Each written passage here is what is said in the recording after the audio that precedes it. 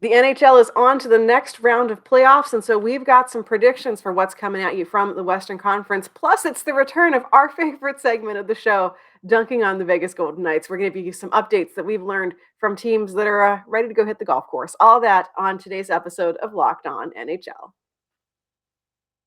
You're Locked On NHL, your daily podcast on the National Hockey League.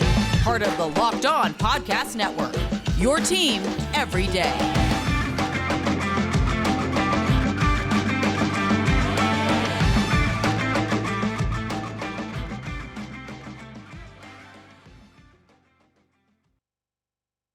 All right, everyone. Hello and welcome to another edition of Locked on NHL Western Conference Wednesday, as we talk all about what's happening on the left side of the hockey map in the NHL. My name is Sarah, one half of your Western Conference Wednesday team, also host of Locked on Kings. My team is getting ready to go do nothing. Jess, my partner in crime here, her team is getting ready for the Battle of Alberta. Jess is the host of Locked on Flames, and we're going to talk about the Battle of Alberta coming up today as we look at our upcoming matches in the next round of the playoffs. But we're also going to take a look first at what we've learned from teams who are no longer with us. They're no longer in the playoffs. They were eliminated. Some of them came in. Well, we can actually get into were any of these. None of these series were upsets. Real at the end of the day. No. I was thinking about that earlier, and I was like, were any of these really like an underdog winning or Yeah. And no. The answer is no. Yeah. I feel like the one that was closest was the Minnesota St. Louis. I still really feel like you could have flipped a coin and gotten a different result. Yeah. But the other ones, I mean, not to disparage my team or anything, but yeah, the better team won that series, and the better team won, all of these series. Colorado is going into the next round very rested. We'll talk about them towards the end of our show. But for our teams that are going home, we have started to learn a lot about them. And we'll just start off the bat with the fun one, which is Vegas, who announced sort of in a flurry of news that first off, Mark Stone is going to have back surgery. So why was it put off this long? Hockey. Honestly. He is quite likely to have surgery. They're saying he's still getting some evaluations, getting some different options from doctors, but the intent is that he'll be ready for the start of the season, for training camp. So, hopefully, as much as we love to dunk on Vegas here, I do really love Mark Stone as a player. He's really fun to watch, and Vegas did miss him a ton, given that he only, he missed essentially more than half of the season with this back injury. So, it wasn't them just circumventing the cap. Right. Surprise. He actually is really hurt. Yeah. And, I hope that he'll, from a watching hockey perspective, I hope he's back to 100% next season. From a have to play this team a whole bunch perspective, I don't know, like 85% of Mark Stone would be okay. Like, I wouldn't complain. But their real nugget of news was that they have decided to move on from Pete DeBoer as their head coach, which also wasn't really a surprise to anybody. I think that the writing was on the wall for him as soon as that regular season was over.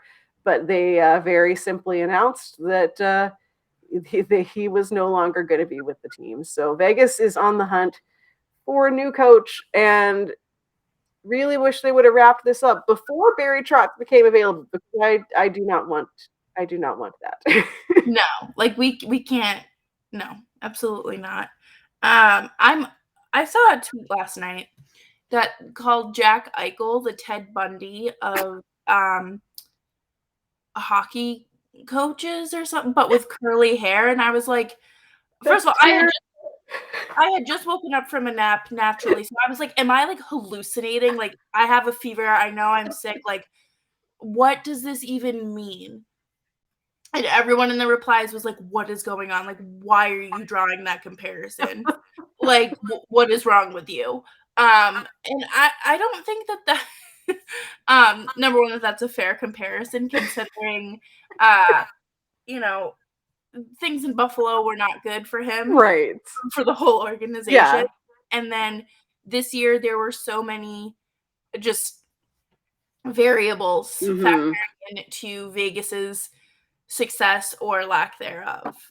Yeah, I mean, it's funny from an outsider perspective of, Jack Eichel getting this reputation as coach killer or whatever, but at the same time, yeah, like you said, like Buffalo, there were so many you could have like lifted up the Tampa Bay Lightning and put them in Buffalo and you still would have had problems because 100%. Buffalo. So, some of that might have been on Eichel being like, listen, we cannot work with it, like being vocal maybe about his preferences. But I mean, also talk to any Sharks fan about Pete DeBoer, and they're gonna be like, yeah, he's not good. Right. Like he wasn't a good coach. I feel like he gave some such weirdly abrasive interviews sometimes about like anything. I feel like even I wish I could find it. I feel like even in his like end of season exit interviews, like just said some really weird stuff. You're like, And, like, there's a difference between being, like, Daryl Sutter, like, blunt mhm, and bland, and then, like, you're crossing a line when right. it comes to Pete DeBoer. Yeah, and I mean, Daryl Sutter backs it up on the ice, Right. he is definitely like the peak of lets the play speak for itself, he the with the Kings, his like famous quote was like, 2 points go home, like at the end of a game, they're like, "What are your thoughts?" He's like, "We're leaving. We're going home. That's all I got to tell you." There was a clip of him, not to get too far off track, but a clip of him after the overtime winner in game 7. He was, like, ready to walk off, and then he was like, "Oh, no." Like, you could like, he had a physical reaction. He was like, "Oh, no, I gotta go out there and shake hands." It was so funny. Right, he's just done. He wants to go home and like do whatever he "Wanna go back does. to the farm." Yeah. Yeah.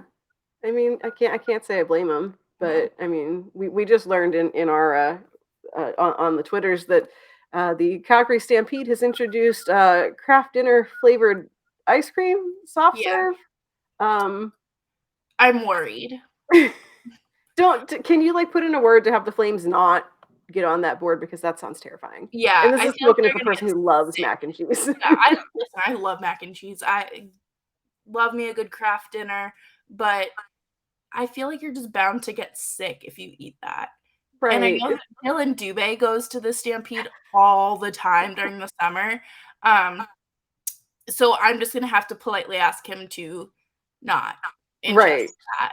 Right. Or do it on your like very off day Yeah, when you have a good like, recovery period. I don't know, I just feel like that like, from the picture, it looks like the Dole Whip, Yes. but, like, But I orange. like those. I like the Dole Whips, but thinking of, like, a mac and cheese flavored ice cream texture, like that It hurts no. my brain. Yeah, No. I'm not here for it, but, No. if you're in Calgary and trying it this I mean, summer, let report us back. know. Yeah. Tell us all about it because I'm curious but also horrified. We're gonna look at some other information we've learned from teams that are exiting the postseason extravaganza. But before we do that, I believe we have a little bit of information about car parts. Yes, Rock Auto. With the ever increasing number of makes and models, it's now impossible for your local chain auto parts store to stock all the parts you need. And why endure the often pointless and painful, intimidating questions of what that is, what does it do, when can you have it in by, when you can just go to rockauto.com at home and on your own cell phone. You can save a lot of time and money when you use Rock Auto. I went on there last weekend to order more parts for my car because it is a dumpster fire. And it was 5 minutes. That's all it took me to find what I needed for my window. And I saved about like $200. And I don't know about y'all, but money's tight. And it was great to avoid the condescending people at the behind the desk at an auto parts store, and I can just peacefully do it, enter my information, and they have everything you could possibly need from brakes, parts, tail lamps, motor oils, and even new carpet. Go explore their easy-to-use website today to find the solution to your auto part needs. Go to rockauto.com right now and see all the parts available for your car or truck. Right, Locked On in their How Did You Hear About Us box so they know that we sent you. Amazing selection, reliably low prices, all the parts your car will ever need. rockauto.com. So we've learned more about some of these teams that are exiting. We're of course in the exit interviews is always the like cavalcade of injuries that we end up hearing about. And there was one that was actually just mentioned fairly recently. The Wild have been doing their exit interviews. And the one that raised my eyebrows was Matt Dumba on the Wild. Pulled a Patrice Bergeron, let's say, because he has played through having a punctured lung, dislocated rib, and a broken rib. Just a totally normal, cool thing to do. How do medical staff clear these players? Because in that same tweet where that was reported, it said that he had trouble breathing and had to go to the hospital. So it was not manageable by anyone on the medical staff, athletic training staff, whatever. You That just I, go, it's okay. yeah, that's I like. I don't get it. I mean, I get the mentality of it, especially hockey being such a like team first thing, but that feels dangerous to me. Right. I, like your lung can like deflate. It's like a pool float. Like when you pop a hole in it and Yeah, it and just goes, slowly starts to do the thing. But that just seems so over the top. And like you said, it's that team first mentality, but he could not have felt well, which means mm-hmm, he's not playing 100%. mm-hmm, And at what point does playing hurt actually hurt you? right, yeah, yeah.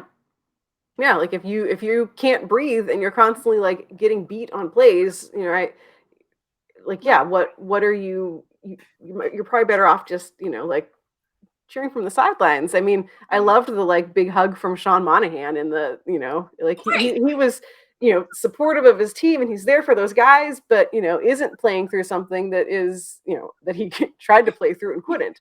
Um, it's just we learn about this every off season. Just speaking for the Kings, I know that Drew Doughty had been ruled out for the series. He had to have like a wrist injury. He had a torn tendon, I think they said it was. But even he in his exit interview was like, "Listen, if the Kings would have progressed to like the conference finals, if they would have gotten to the Stanley Cup finals, he's like, I was going to play no matter what. Like I don't care that I wasn't that I wasn't ready to come back. I was going to play."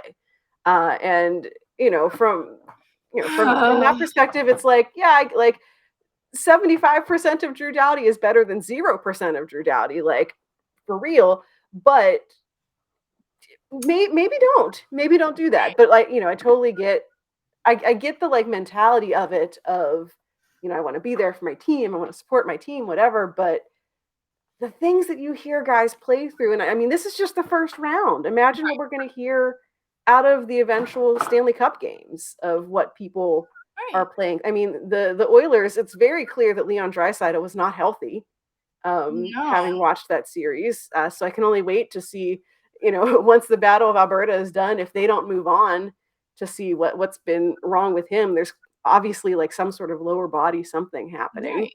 Um, And Tyler Sagan today, mhm. just in Dallas's exit interview, he said, "Yeah, I fractured my foot in game one." Oh, that's I bad. don't. I've never broken a bone, but I know that it hurts based on what everyone has told me. Right. And Um, it's your foot. your You foot, need that. you, yeah. I don't know. I just it I makes don't love sense it. why he looked the way he did during the Yeah. series, Yeah. but I don't think it's responsible. I don't. Mhm. Yeah. What are from the other exit interviews that you've been seeing stuff from? What else has kind of stood out to you in all of these teams saying goodbye? Just all of them again, the injuries. I just think Mhm. it's constant, and thankfully, some of them are bad enough where they're not playing, Mhm. and I just also, the fact that there has been no update on Braden Holtby, Oh. what Oh, happened to him, that's what's right. I yeah, forgot about him. I He did too, until I Yeah. started seeing everyone questioning where like, "Where's the update on Holtby?" And, uh, nothing, like, no one's saying Yeah.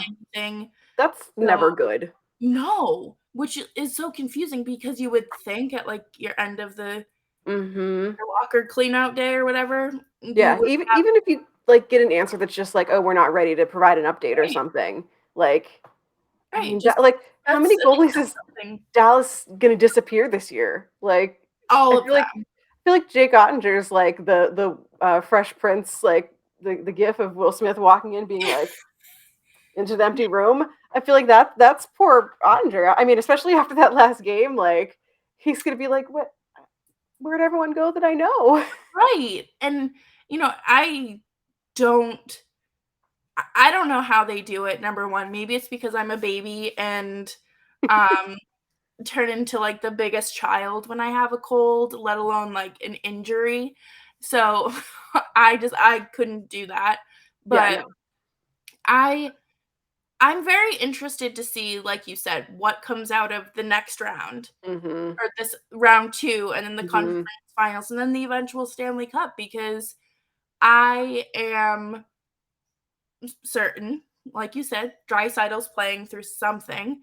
Uh, Mhm. and there was the interview that Tristan Jarry did right after the game, Mhm. walking around with a boot and ice on, and it's Yeah. like, should you have even been in net? No. Right. But, Chris Tanev was back at practice today after, an injury in game 6, and he has had a battle with injuries his Mhm. entire career, so I'm very interested to hear what's going on there. Yeah. Yeah. And I feel like the other thing that we've seen from some of these exit interviews is there's a handful of players who are either unrestricted or restricted free agents who uh, may have new homes. I know from the Wild, the one that everyone's talking about is Kevin Fiala, who's a restricted free agent, but who could be a really great trade chip for the Wild if they. I mean, they're going to be in cap trouble effective immediately because of those buyouts. Mhm. They may have to move him, and some team is going to benefit very nicely from that. He had a fantastic season this year. In Nashville, everyone's looking at Philip Forsberg to see, if he resigns, if he hits the open market, like what happens there. I think there's a lot of guys. The Kings have talked about some players who they want to try to lock up longer term. Adrian Kempe, they've talked about wanting to give him a longer deal, which I'm like, please don't overpay for one really good season. Like, please be Yeah. reasonable. It's the first chance to kind of look at some of these guys and pick their brains on. They can't say anything, but it's like to turn to the East Coast at the end of Boston's last game, Patrice Bergeron like hugging every single person. You're like, oh, That's not a good sign. that's not a guy who's like coming back probably. And you kind of get some of those feelings from some players. You read between the lines and you're like, oh, this doesn't look good for this player I coming back. I was truly worried that if the Flames lost in game 7, that we would have seen Johnny Gaudreau and Matthew Tkachuk Oh, do something similar, oh and yeah. I was like, "You guys can't lose." Like, I'm not I'm not emotionally ready. ready for, like, yes, you losing, but also moving Yeah, on from yeah, you. So if we can just yeah. win, Just not. yeah. Yeah, No, you guys can't get eliminated, sorry. yeah. Not ready. It's fine. It's fine. Mainly Well, for my content and emotions, but right, right. But yeah, I mean that's what we're here for is the content and the emotions. We'll actually talk about the Flames coming up next because we've got the Battle of Alberta on deck. We're going to look at each of the series and give some quick reactions and predictions for the next round of the playoffs. But before we get there, Built Bar is basically the snack you should be eating if you're not eating it already.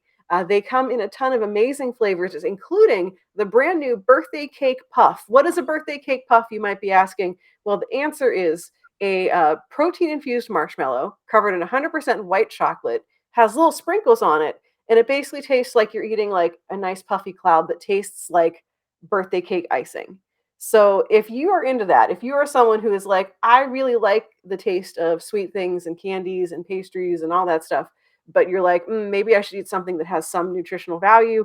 That's where Built Bar comes in, because the Built Bar birthday cake puffs are 150 calories, 15 grams of protein, only 9 grams of sugar. They basically fit into whatever your food journey is. They can easily just slide right into your life and give you a nice, delicious snack for getting through the day, getting some energy, having a quick breakfast, whatever it is. Built Bar is here for you. So go to Built to check out the birthday cake puff as well as all of the other great flavors they have available.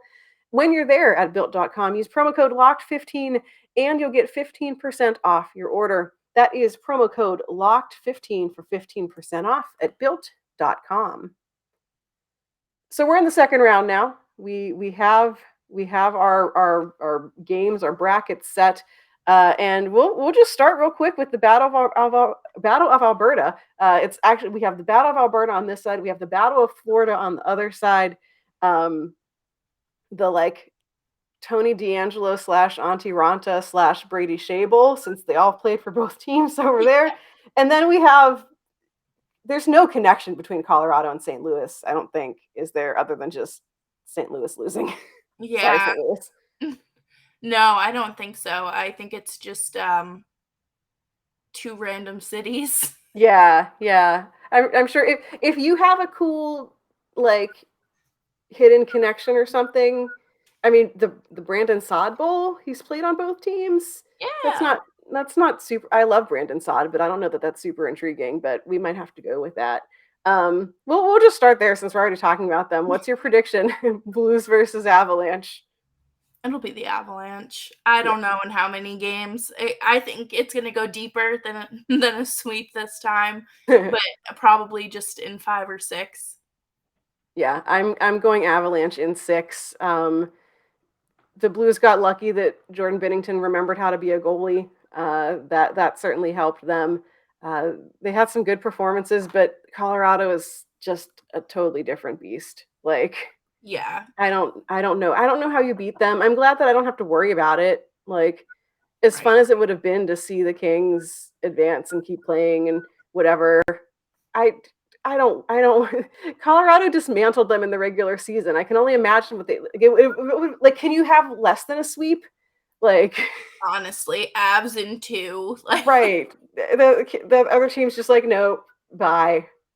No. I'm not wasting our time. I'm not going to contribute to pollution by taking our plane back and forth. We're doing something good.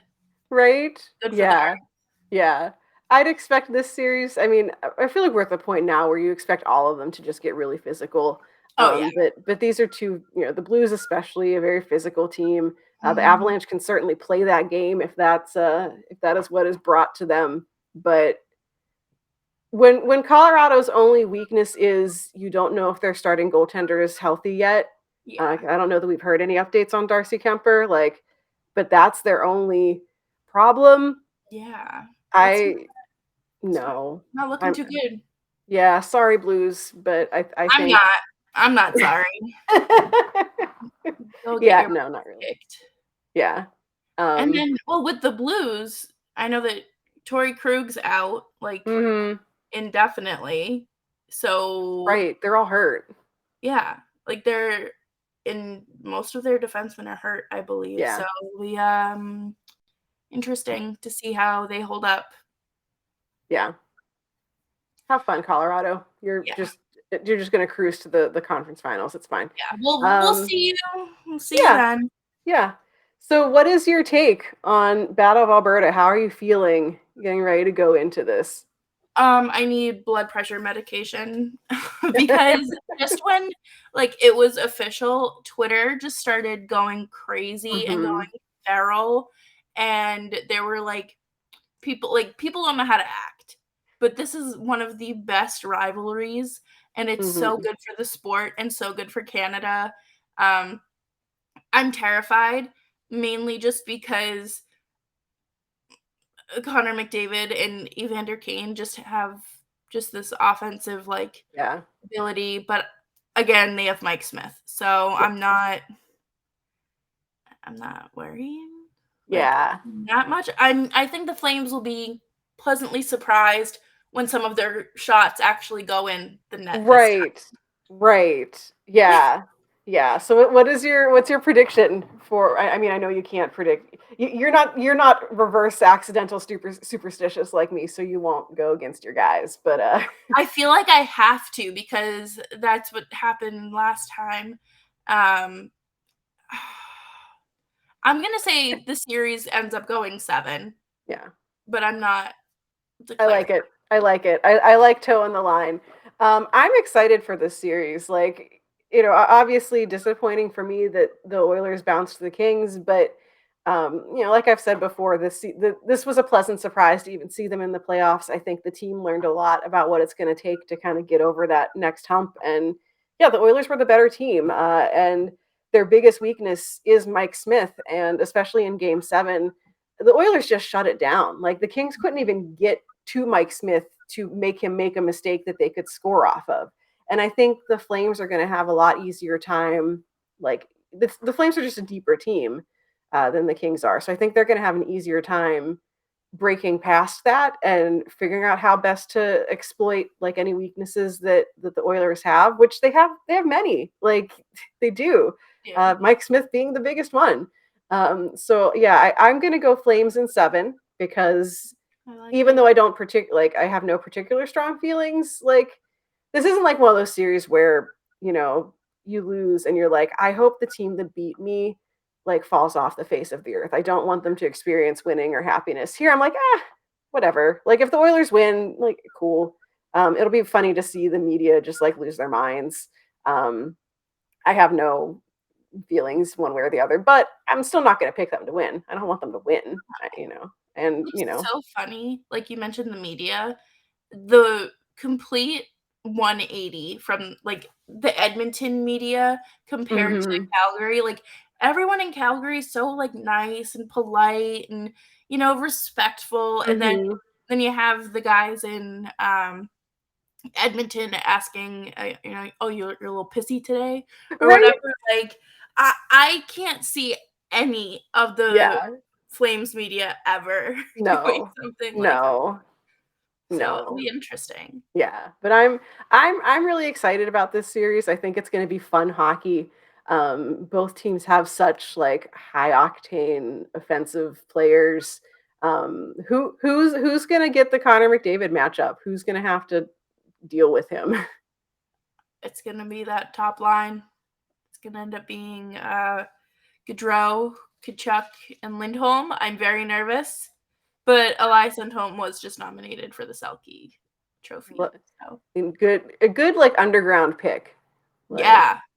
I respect it. I'm glad yeah, because yeah, he is absolutely fantastic and one of the best two-way players in the league. yeah. So I respect it. Thank you, everyone who had him on your ballot. It's an honor to be nominated. Yes, thank you so much. I appreciate it. You personally, you raised him with your Me, own two hands yeah, to be the player that he is. exactly. These last 3 seasons have just been Yeah, me making yeah, sure I'm out there cheering him on, right, "Go Lindholm, go," right. like Did you have your Built Bar before the practice? exactly. "Hey, did you check out Rock Auto before, I know you were looking to Right? upgrade your car." Yeah. Get some cool speakers or whatever the kids are into.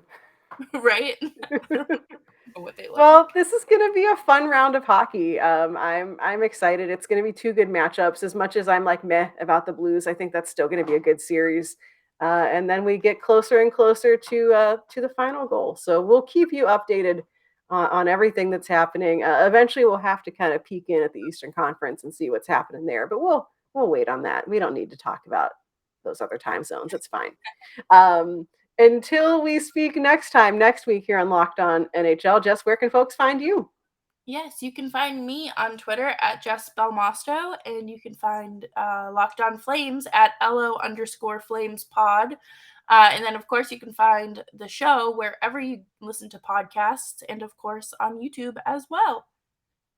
And you can find me on Twitter at Right Said Sarah. The show's on Twitter for if you want to follow along with the Kings off season, which I don't know why you would, because they're all going to go home. But you can find Locked On Kings at Locked On LA Kings.